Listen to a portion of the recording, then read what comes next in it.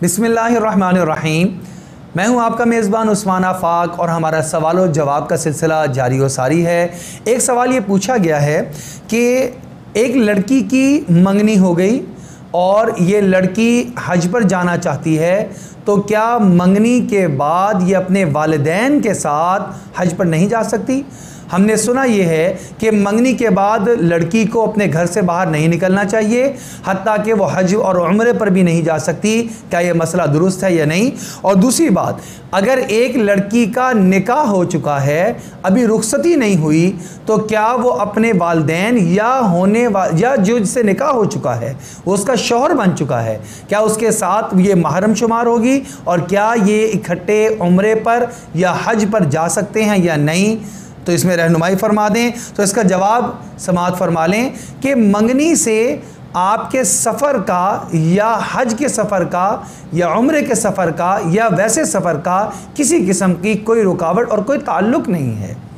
अपने महरम के साथ यानी वालिदैन के साथ, अपने भाई के साथ मंगनी से पहले भी ये हज पर जा सकती थी, उम्रे पर जा सकती थी, आम सफ़र कर सकती थी।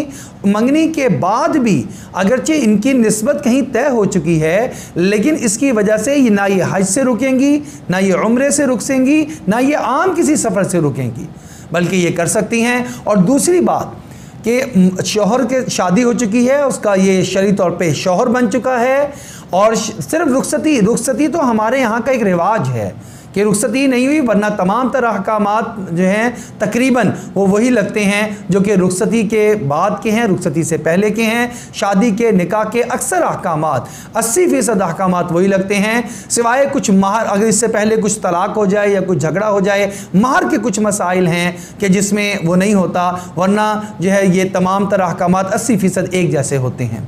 लिहाजा ऐसी सूरत में ये उस फैमिली के साथ या अपने वालिदैन की मौजूदगी में उस लड़के के साथ जिसके साथ निकाह हो चुका है, ये हज पर भी जा सकती हैं, उम्रे पर भी जा सकती हैं। हाँ, ये ख्याल और ध्यान रखना, उर्फ़ का ध्यान रखना ये भी बेहतर है कि वहाँ पर कोई ऐसी खलवत की जो है वो शक्ल ना आए कि ये इनके कमरे अलग अलग हो जाएं और ये अलग अलग ठहरें, तो ये ज़्यादा बेहतर होगा, ताकि वहाँ पर यकसुई के साथ हज की अदायगी कर सकें, उम्रे की अदायगी कर सकें। अल्लाह जल्ल शानु से दुआ है अल्लाह रब्बुल इज़्ज़त हमें दीनी मसाइल को पूछने, उनको समझने, उनके मुताबिक अमल पैरा होने की तौफीक अता फरमा दे।